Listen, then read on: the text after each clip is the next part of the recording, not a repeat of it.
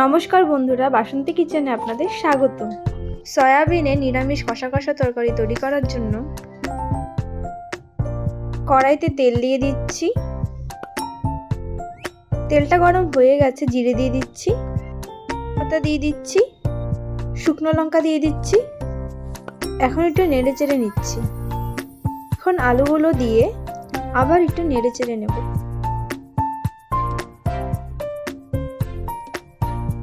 আলুটার মধ্যে সামান্য হলুদ দিয়ে নেড়ে চেড়ে নেব। থেকে সেদ্ধ করে রাখা সয়াবিনগুলো দিয়ে দিচ্ছি, সামান্য হলুদ দিয়ে দিচ্ছি, আবার নেড়ে চেড়ে নেব।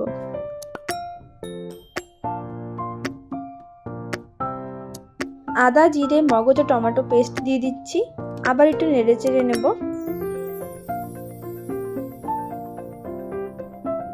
হলুদ দিয়ে দিচ্ছি, স্বাদ মতো নুন দিয়ে ভালো করে নেড়ে চেড়ে নেব।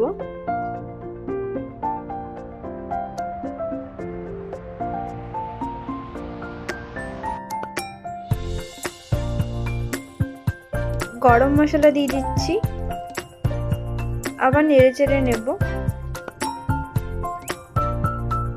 এখন ভালো করে কষিয়ে নেব।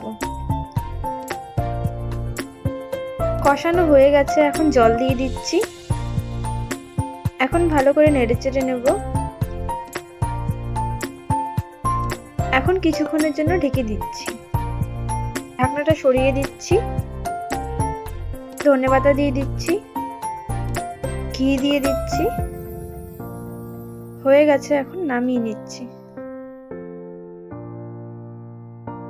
সয়াবিনে নিরামিষ কষা কষা তরকারি তৈরি।